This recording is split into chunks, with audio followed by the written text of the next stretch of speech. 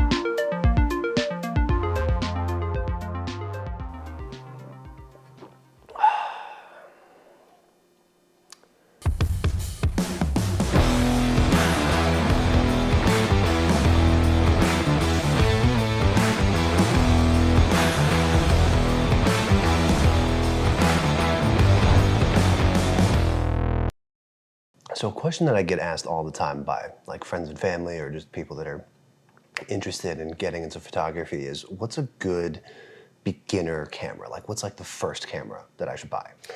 And while there's not exactly one right answer to that question, the one that I always think of first and the one that I always go back to is the Sony a6000 series. So the Sony crop sensor mirrorless cameras.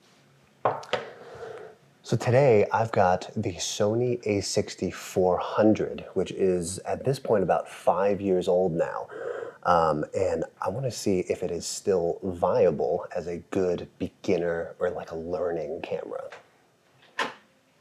So to do that, I'm going to go down to Denver and try to catch some pictures of the sunrise.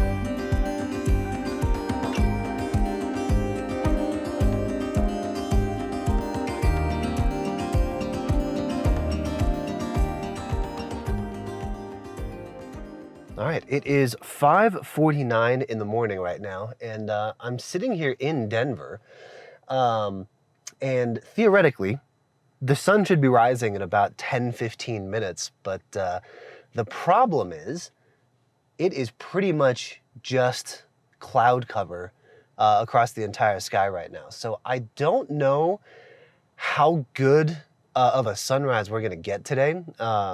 This might not actually work out, but regardless, I'm still gonna walk around Denver a little bit, see if we can get some cool pictures using the Sony a6400. So while I wait for the sunrise, let's talk some specs about this camera.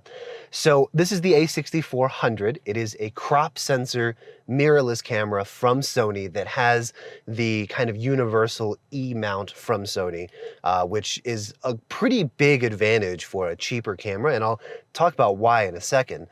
But the top line specs for this camera are, it's a 24 megapixel APS-C crop sensor. As far as still images go, it can shoot up to 11 frames per second continuously, depending on the speed of your SD card, of course. As far as video specs go, this camera is capable of doing 4K at 30 frames per second and 1080p at 120 frames per second with an S&Q mode if you want to shoot slow motion and regular speed simultaneously. Now, I think one of the biggest selling points for any Sony camera is going to be the autofocus performance.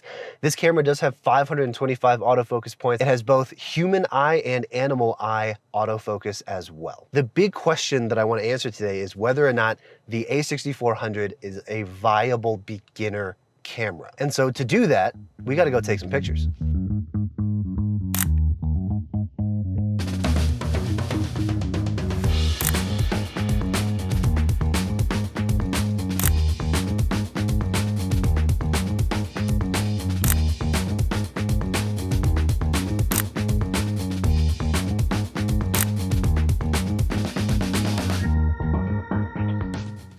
So naturally, if you're thinking about this as a beginner camera, right? One of the biggest questions with a beginner camera, I think, is going to be price, right? And it's a very natural thing to ask. If you're a newer photographer, you don't necessarily want to spend $2,000 on a camera body. So right now, this camera is going for about $900 new. Well, about $800 brand new, $900 if you want to get the one with the kit lens. On the used market, this thing is going for anywhere from $600 to $700, right? So not a crazy amount cheaper than brand new, but you're still saving like a couple $100, and that could make a pretty big difference, right? That could be the difference between getting a second lens or not. Now, if we take a look at kind of comparable cameras in that range, around the $600, $700 brand new range, there's not a whole lot out there that's very compelling, right? The first really comparable option that comes to mind is the Sony ZV-E10, which is a slightly more video-focused camera, but it has almost the same identical specs as the 6400, with the biggest difference being that the 6400 has a backside illuminated sensor. So if you are looking to get this camera for taking photos and learning how to take photos, you're gonna get better results from the 6400. Now, Canon does have the R50 and the R100, which price-wise are very close. They are both crop sensor cameras. I think megapixel-wise, they're actually pretty close as well, but the Sony does beat the Canons out as far as video specs. And one of the biggest problems right now with Canon mirrorless cameras is their new RF mount. It just hasn't been out for long enough that there's a good aftermarket support, and for a while, the information about the RF mount was kind of locked away.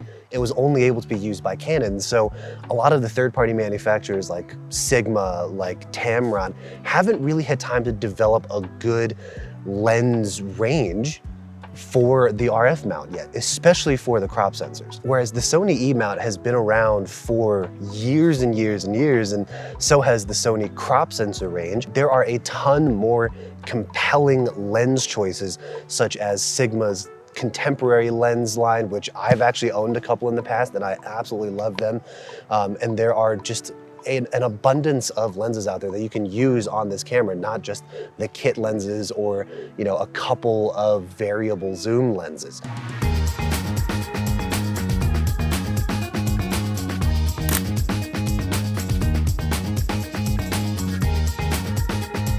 So then, as far as photo cameras go, this thing is pretty capable. It's gonna do everything that you realistically need it to do as far as a learning camera. It's got enough resolution, the autofocus is great, the colors are good, it's capable of shooting RAW, and if you're looking just to take stills, that's really all you need. And if you're looking to do things like filmmaking, video, vlogging, it works pretty well for that too. It does have SLog 2 and SLog 3, and there goes a train.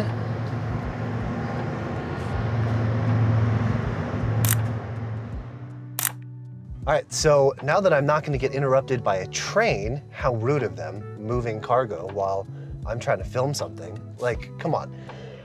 What I was saying was this camera does come with SLog 2, SLog 3, and HLG profiles. So if you're looking to do video, if you're looking to do some more creative color grading, learn that side of like video creation, this camera will allow you to do that. So overall, this camera does work really well as a beginner's photo camera, also as a beginner's video camera, or potentially even doing a little bit of vlogging if that's what you're into. Now, there are certainly some downsides, right? So one of the things that is always gonna come up with the A6000 series is going to be that battery life. I've been shooting for maybe about an hour and a half total. I got a little over an hour on that first battery, and now I'm on my second one, and I think I'm at around like 80%. Realistically, if you're gonna be shooting for a long time, if you're going on like a trip and you wanna use this as like a travel camera, you're gonna need a lot of batteries. And that's just the reality of a lot of these smaller, compact, mirrorless cameras that don't really have space for big, chunky battery packs. Now, speaking of small, compact, mirrorless cameras, the other thing that you're gonna run into is the ergonomics. And this is something that's been talked about for pretty much as long as the A6000 has been out, ever since Sony has made crop sensor cameras, and ever since small form factor, compact mirrorless cameras have been around, the ergonomics of them have never been good, right? They're designed to be easy to fit in like a pocket or a jacket, and they're not really designed for holding onto for a long period of time, especially if you have like a big lens mounted to it. Now, a couple of other downsides, that flip up screen is a pretty huge disadvantage if you are looking to do like a vlogging style thing, right? Soon as you have any kind of accessory attached to it, anything on top of the hot shoe, it's going to block your view. If you're looking for something that's more vlogging focused, that you can, you know, actually see yourself and like compose yourself correctly, the ZVE10 is going to be a far better option for you. It's got all of the specs that you need. It's almost an identical camera, same mount and everything, same lens options. The biggest difference is it has the fully articulating screen. Now, speaking of the screen, one of the things that annoyed me the most about this camera is the fact that it technically has a touch screen, but you can't use it for anything other than moving the focus point around. You can't use it to navigate the menu. You can't use it to like scroll through your previews or like, you know, slide through your, you know, photos as you're reviewing them.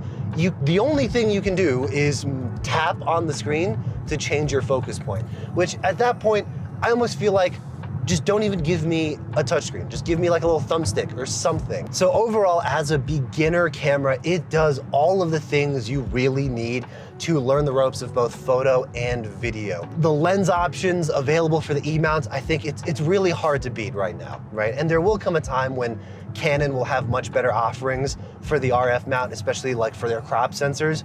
But right now, I think Sony is the way to go if you're really looking to learn photography. Now, for any beginner camera, one of the things that I always try to consider is how easy will it be to use as a professional camera one day, right? Once you learn the ropes, how easy is it going to be to use this camera as for those first few gigs that you book professionally? And for that question, I think it depends on what you are hoping to shoot professionally. If you're looking to do weddings, this is not going to be a good camera. The battery life alone is going to give you some significant challenges. And the fact that it only has one SD card slot and has no options for like a CF Express card or anything, it does limit it quite a bit in a professional application. And so the lack of a dual SD card slot makes it immediately a no for me as far as shooting wedding. But if you want to do something like product photography, you know, promotional videos, social media, vlogging, all of that stuff, this camera will last you a very long time, especially if you get the right lens pairing for it.